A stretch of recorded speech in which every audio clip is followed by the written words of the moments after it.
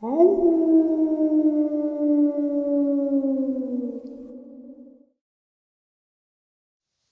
and salutations, everyone. I hope everyone is still doing well, and welcome to this night ending bonus upload. Before we jump into it, a couple quick links. As many of you know, I rely on Patreon, PayPal, channel membership, and the merch to help the channel to continue to grow and go. Links to Patreon, PayPal, and channel membership is in the description below. Merch displayed directly under the video. Also, Dogman Frightening Encounters, Volume 1 through 3, the audiobook versions. They were written and researched by Tom Lyons, narrated and produced by me, Jeff Nadolny. Those audiobooks are available on Audible, Amazon, and iTunes, links to which are also in the description as well. And finally, last but definitely not least, if you'd really like to help support the channel to continue to grow and go, simply subscribe. It does not cost a cent. Click that like button, takes half a second. If you don't want to miss out on any of the informative uploads that I put out daily, click the bell icon. And folks, please leave a comment and share the video. Why? Well, because all of these things really do help the channel to continue to grow and go. They definitely do matter, and they are appreciated. And with that, I have taken far too much of your time. Let's jump into this night-ending bonus upload, shall we? Tonight we are going to discuss Project Beta. Investigator, physicist, Paul F. Benowitz. The following are key mileposts established or discovered during the continuing scientific study concerning alien intervention and the result. Study limited solely to New Mexico. 2 years continuous recorded electronic surveillance and tracking with DF 24-hour-a-day data of alien ships within 60-mile radius of Albuquerque, plus 6,000 feet motion picture of same daylight and night. Detection and disassembly of alien communication and video channels, both local, Earth, and near space. Constant reception of video from alien ship and underground base view screen. Typical alien, humanoid, and at times apparent Homo sapiens. A case history of an encounter victim in New Mexico, which led to communication link and discovery that apparently all encounter victims have deliberate alien implants, along with obvious accompanying scars. The victims' implants were verified by X-ray and CAT scan. 5 other scar cases were also verified. Established constant direct communication with the alien using a computer and a form of hexadecimal code and with graphics and printout. This communication was instigated apparently after the U.S. base was vacated. Through an alien communication loop, the true underground base location was divulged by the alien and precisely pinpointed. Subsequent aerial and ground photographs revealed land pylons, ships on the ground, entrances, beam weapons, and apparent launch ports, along with aliens on the ground in electrostatically supported vehicles, charging beam weapons, also apparently electrostatic. Cross-correlation and matching by triangulation to official NASA CIR color infrared high-resolution films confirmed base location and resulted in revealing U.S. military involvement, yielding precise coordinates and the U.S. base layout. Prior alien communication had indicated military involvement and the fact that the United States Air Force had a ship, but due to studying alien psychology, this was ignored at the time. Subsequently, the alien communicated following verification with the CIR that there was indeed a ship, actually more than one, that 2 were wrecked and left behind and another built. This ship is automatic powered and flying. The alien indicated its basing location. It was learned, as stated, that 2 women and a boy near Austin, Texas were exposed to severe radiation at close range, and the ship was last seen going west with helicopters. In addition, the U.S. government was quietly picking up the medical expenses.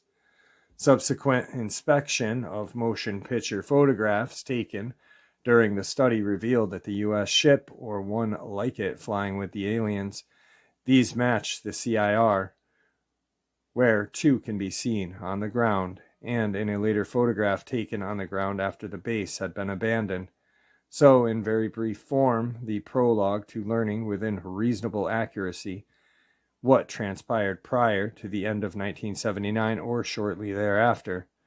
The computer communications and constant interaction with the alien in this manner without direct encounter was given a reasonably clear picture of the alien psychology, their logic and their logic methods, and their prime intent. It is important to note at the outset the alien is devious, employs deception, has no intent of any apparent peacemaking process, and is obviously does not adhere to any prior arrangement agreement. In truth, they tend to lie. However, their memory for lying is not long, and direct comparative computer printout analysis reveals this facts. Therefore, much drops through the cracks, so to speak, and from this comes the apparent truth. It is not the intent of this report to criticize or point fingers. Obviously, whoever made the initial agreement was operating on basic of logic and not that of the alien, and in doing so apparently walked innocently in time into a trap. The alien indicated that the Greys, apparently the group initially involved in this agreement, were still upset about the initial capture and subsequent death of the first 8 of their co-fellows. Another group, calling themselves in the computer language the Orange, their base is on the west slope of Mount Archuleta, directly west of the south end of the United States base, and near northwest of the apparent main landing area they call, in the computer language, the Diamond. This because from the distance it looks diamond-shaped in the photographs when looking somewhat southwest past the observation tower toward the rigid peak southeast of Mount Archuleta. This ridged peak has no name, so I will call it South Peak. The base extends north of this peak to the edge of the cliff down which goes a road past a large alloy dome 38 feet across the bottom and with a 20-foot hole in the top. Based upon some of the aerial photographs during which the alien was caught in the open and launching, some launches appear to be coming from the direction of that dome. I would guess it is an underground launch egress facility. In the NASA CIR, there is what appears to be a black limousine alongside the dome on a ramp, surprisingly. It is precisely the size of my 1979 Lincoln Town Car. Wheeled vehicles and what appear to be snowcats or caterpillars can be seen throughout the CIR. Car and truck tracks, trucks and jeeps. I do not believe aliens have wheels, humans do. Numerous roadblocks extend northward through the United States base along a well-maintained road, 30-some-odd feet wide, apparently gravel. Near all weather, numerous turnarounds and wheel tracks into launch preparation areas, with the ship's pads marked with a 26-foot X and servicing facility, tanks, etc. 2 domed polygon high-voltage buildings on the north. On the east side of the road, also an apparent foundation for another or helipad test stand. Human housing, water tanks 32 feet across, and at one of the main roadblocks, 2 large vehicles parked across the road. Also at that point, another apparent black limousine with tracks leading to it and to the west of the road. All tracks and vehicles have been dimensioned and match military vehicles. If I were to make a guess, I would estimate the likelihood that the apparent black limousines are CIA. This is but a limited inventory of what was there September 8, 1978, including only as evidential matter for your perusal and confirmation. The road, which incidentally the natives, the tribal chief, reservation police, and highway patrolmen know nothing about, comes in off of a trail from the north. Starting at that trail, line of sight to a large plateau area, and the alloyed dome. The road in the middle of nowhere on Haikarilla Reservation is precisely 12,888 feet long airline distance. The total alien basing area, which apparently contains several cultures, now all under the designation Unity in the computer language, is approximately 3 kilometers wide by 8 kilometers long, multi-leveled. A conservative guess based upon the number of ships presently over this area and the number on the ground in the CIR photographs, the total alien population at this point is at least 2,000 and most likely more. The alien indicates more are coming or on their way. I will not attempt to speculate in this report as to how the initial U.S. contact was made, what transpired, nor how many were able to escape. The alien has communicated his account, and if totally true, it certainly is not palatable. Much detail has been omitted for further discussion if desired. However, the important is this: consistent computer communication, full online in February of this year, manual prior to that, conditions of morale, and a total insight into what makes the alien run. This is very valuable data. Number one, most importantly, the alien will allow no one to go without an implant, and after knowledge of it is wiped out. They simply will not allow it. All indications are that communication or language cannot result without the implant, with the exception of a binary and the computer. This would indicate a possible immediate threat or danger for anyone, military, Air Force, or otherwise, that has been on this base. They will not remember the implant in any case, the contactee here included.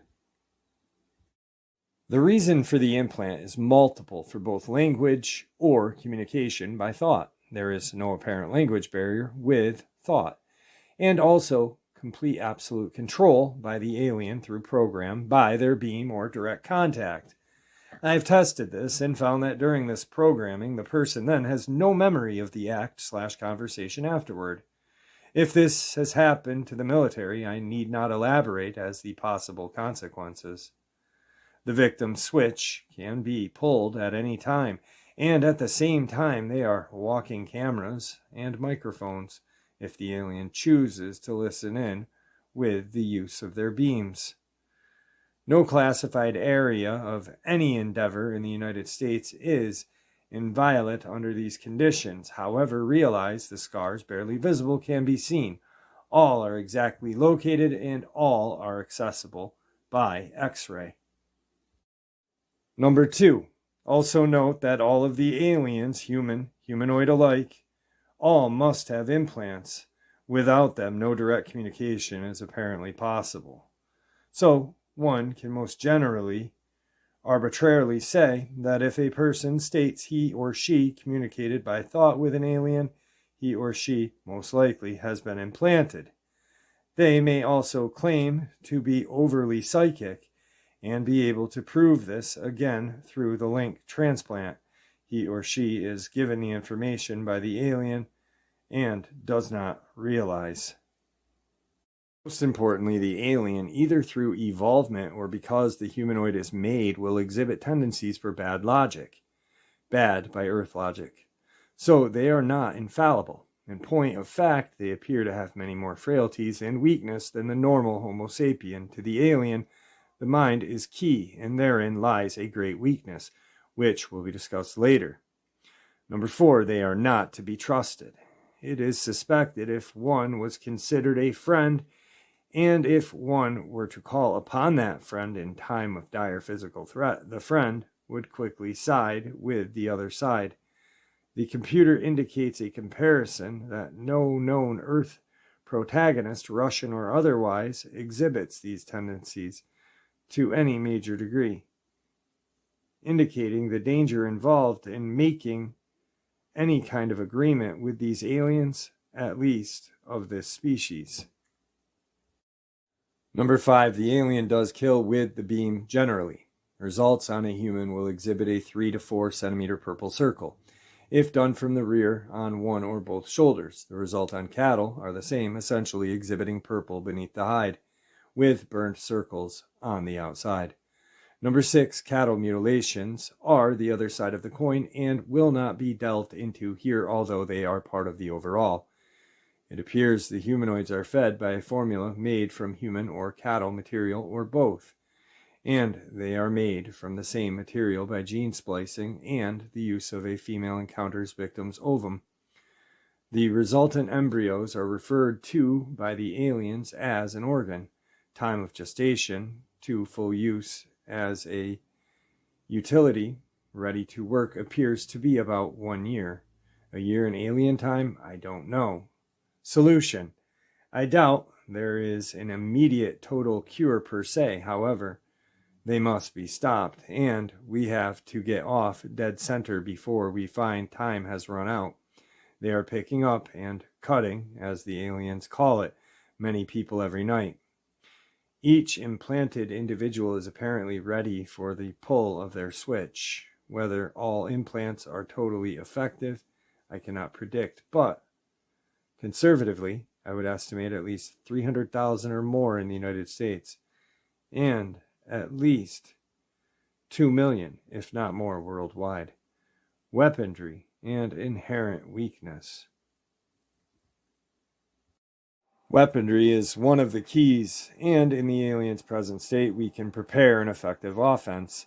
One tends, at the outset I did, to look at their machines and say, there is no defense or offense. One is overwhelmed by their speed, apparent capability of invisibility and cloaking, and other covert capabilities not discussed at this time. In particular, the beam weapons are themselves a direct threat, and obviously one that must be seriously considered, but not overly so. Let us first look at just what this weapon is. It is an electrostatic weapon with plasma generating voltage and an internal storage device. It is pulse-powered. The beam, totally effective in the atmosphere, can be loaded with hydrogen or oxygen. Range: average ground weapons, maximum 2 kilometers if it is dry, capable of sustaining just so many full power discharges. Slow leakage occurs continuously, therefore, they must be recharged periodically. If it is raining, the weapon becomes ineffective and is swamped, thus discharged. The range is nearly totally lost at that point. On the discs and saucers, the weapon is generally on the left side or top center and has a maximum range of 200 meters, at which point it will plow a trench in the desert soil. When fired, it fires both to the front and to the back equally. Why? Because of the mode and methods of flight. If equilibrium is not maintained, the saucer will spin out. Hand weapons: estimate based upon visible damage observed. Not too much velocity nor staying power, but a short range deadly, less than a 45 cal automatic. At 1 meter range, estimate of beam temp 1600 degrees Fahrenheit or higher, it can vaporize metal. Apparently the discs and weapons operate from a storage source. In time, without periodic recharge, this source is depleted. The design they traded to us was at least 30 years old, employing an automatic source. Possibly they may still have some. It would appear so. Their staying power is obviously much longer. Aircraft helicopter vulnerability. Any of our aircraft, helicopters, missiles, or any air flight vehicle can be taken down instantly with no use of weaponry. The alien simply needs to do no more than make one invisible pass, and their bow wave or screen, or both, will take the airlift vehicle down. The pilot obviously will not even know what hit them. For humans on the ground, the alien can use weapons or bow waves. The partial pressure envelope can hit with the power of a tornado. Shock raise time and G-forces instantaneously. However, they dare not hit the craft physically because they are fragile and, in fact, under slow flying conditions within our atmosphere, hold a very tenacious position. Without power, balance, or equilibrium, they lose it. In brief, These are apparent capabilities observed and gleaned through the computer communication and observation. You may know these, however, they are directly related to the last and final portion of this report. What can be done? 1. Because the alien apparent logic system, a key decision cannot be made without higher clearance. All are under the control of what they call the keeper, yet it would appear this is not the final say. Therefore, dependent upon urgency, delays of as long as 12 to 15 hours can occur for a decision. How short/long this time frame under battle conditions may be, I don't know. Because of this apparent control, individual instantaneous decision-making by alien is limited. If the plan goes even slightly out of balance or context, they become confused. Faced with this possibility, the humanoids would be the first to break and run. The same applies to their mission master plan, if one can call it that. If pushed out of context, it will come apart. They will be exposed to the world, so they will possibly run before they fight in the open. They definitely do not want that to happen. Psychologically, at present, their morale is down. Near disintegration. There is pronounced dissension in the ranks. Even with the humanoids, communication can be encouraged. This, not a necessity to expound upon. This other than to say because of their own internal vulnerability, mind-wise to each other, therein lies a prime weakness. Inter-echelon or individual trust appears to be totally lacking, so suspicion of each other is rampant. They are highly segregated as to levels. A low dare not conflict with a medium or high, or it literally means death. Death being to a humanoid deprogramming, or in the end, perhaps total physical death. They appear to be totally death-oriented, and because of this, absolutely death-fear-oriented. This is a psychological advantage. The computer also gives indications of real possibility or adverse a grounding program. Number 2, consider their ships. Most, if not all, run on charge. The sources deplete, and so depends upon size. Depletion can occur from some within a week or less. Ships can replenish each other, but only up to a charge balance. This is done with antennae-like extensions, and the charge is distributed observing conservation of energy laws. They can replenish from power lines, but again, only to a point. So time of flight is limited. Deprived of their base recharge capability, it is indicated that all ships will come down within 6 months to a year, unless they can get transported out. That is, back to their prime launch ship. The discs and saucers have no general control fly of space because of their mode and flight. Therefore, deprived of home base, it is not likely they will survive. Their capability in power survival outlasts their capability in food or formula survival. If they do not get the formula/food within a certain period of time, they will weaken and die. In the case of Mount Archuleta and South Peak, they are dependent upon the Navajo River for water supply, and water to them is total life. Without water, they have no power. Without power, no oxygen or hydrogen to service the ships and weapons. No water to sustain the organs and feeding formula. Simple? Not really. However, there is a water intake, and there is a dam upstream that can be totally cut off and the water rerouted to Chaman, New Mexico. Should this occur, at least 3 of the internal bases will go down. They could possibly go atomic periodically, but obviously have problems without cooling. Once the bases are pressed on a large scale, all discs and saucers will go airborne immediately. Troops on the ground can gain terrain cover and quite a degree. It is rough terrain.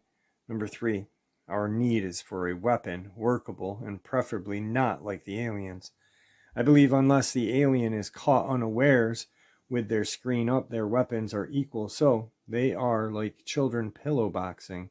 There can be no result. The weapon must penetrate their screen, and it must also penetrate the ground. I believe I have that weapon. 2 small prototypes have been funded and constructed by my company. Tests conducted to date indicate they do work, and work rather well considering their size. Because of this weapon's present status and nature, The theory will not be explained here. However, the weapon appears to do two things at very low power. The discs within its range begin to discharge, and when exposed to a weapon beam, to counteract, they must apply more power and, in doing so, consume power. Again, conservation of energy laws strictly apply. It's also believed in an early stage, based upon present testing, that the weapon, when full on and full size, will kill and bring down discs at substantial range. The alien weapons operate substantially the same as their discs, using a charge source and a charge distribution. So, in the same sense, it's indicated that this weapon design will pull their charge weapons down very rapidly. The range of my weapon exceeds that of their present weapons, and in this most sophisticated form can be readily computer controlled to allow extreme rapid tracking and lock-on regardless of speed, along with electric wobulation of the beam. It is a beam weapon, and even at its early stage of miniature prototype testing and development, it indicates eventual superiority to their weapons. Number 4, initial logistics would indicate a plan sequentially implemented as follows. This plan does not include all requirements and preparation safety measures to be employed by ground forces. However, if Air Force intelligence desires to pursue the approaches suggested in a report, each significant requirement will be discussed in depth. An attack must be directed near entirely on ground for obvious reasons. One would, if familiar with the alien capability, indicate that vehicle ignition problems will be encountered. This is precisely true. However, the reason for this is not mysterious, but based upon good, solid laws of physics, and are known. From experience gained through my study, it is now known how to prevent this from happening, and will be discussed in detail at some later date. All electrical and electronic equipment must be hardened using these specific techniques prior to implementation.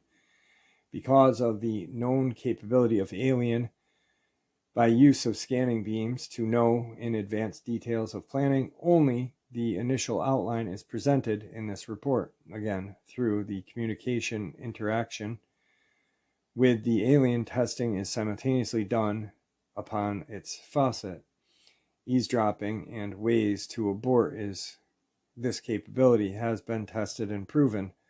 The program would be instigated in phases. First phase, planning and logistics, would be included continued implementation and testing of a final weapon prototype through the pre-production stage. Production of at least 50 minimum quality should be planned. However, backup spares should also be included. On a full-time shift basis, it is estimated that at least 1 year or less would be required to arrive at the pre-production stage. The term would be organized by Thunder Scientific to accomplish this. The key work is now and would be done by an associated company, Benowitz Labs Ltd. Specific attack phases would be incorporated. Number 1, the first procedure would be to close the gates of the dam above the Navajo River. This dam would be held closed for a duration. Internal to the only cave, there is a small dam for water storage. Its capacity is small.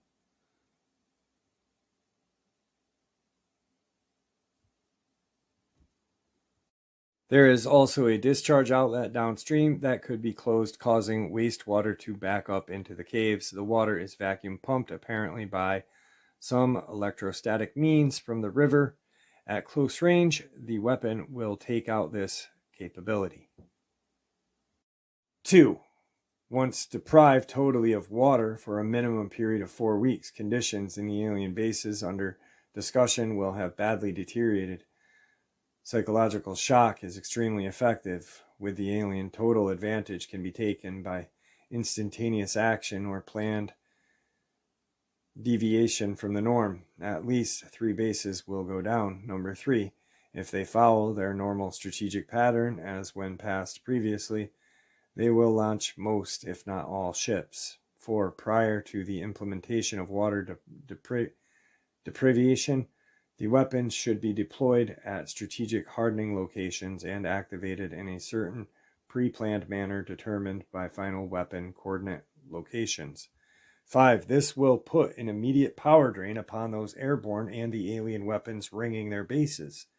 Number 6. Because of the inherent psychological aspect of the alien, Benowitz probably refers to the alien in singular sense because of a collective hive mind, much can be done in the open with no attempt to preserve secrecy.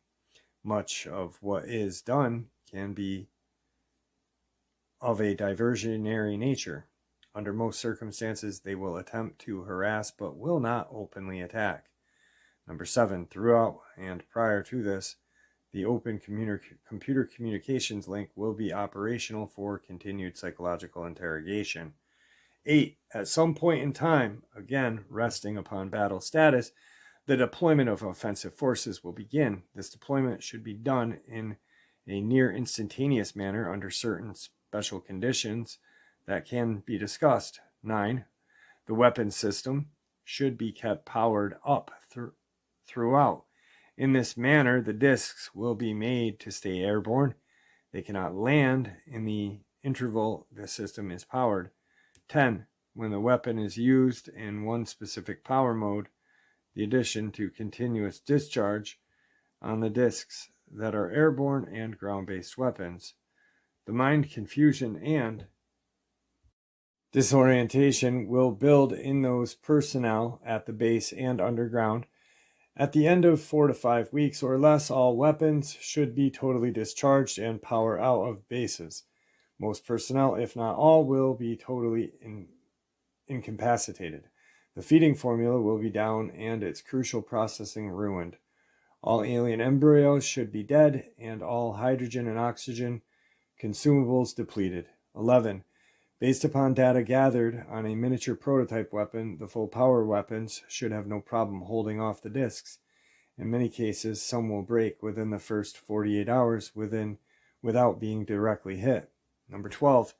At that point, standard weapon technology and logistics can come into play and be used to an extent of destruction desired at the direction of those in charge. 13.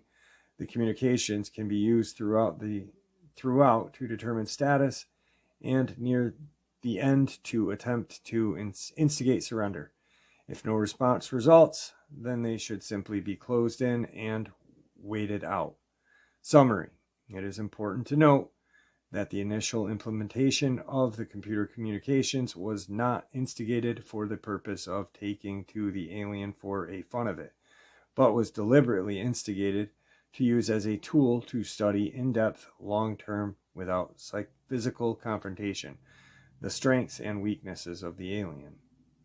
The weapon theory and prototypes were built to capitalize upon the test 2 key and prominent weakness discovered. This in-house funded program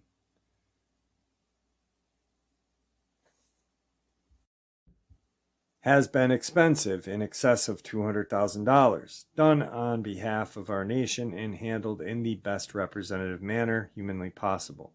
1. The prime and weakest area discovered, probed, and tested is exactly what they have used, thinking it is their key strength, that being manipulation of and control of their mind.